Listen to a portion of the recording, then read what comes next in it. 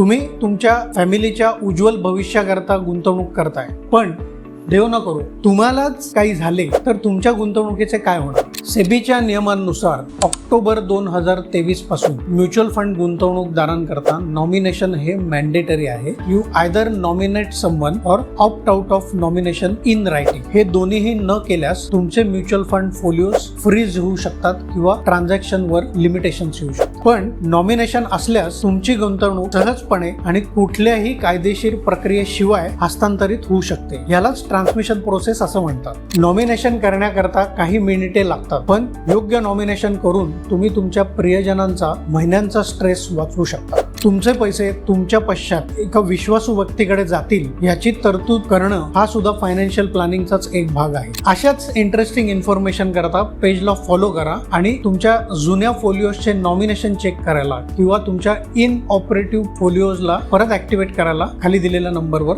Contact करा.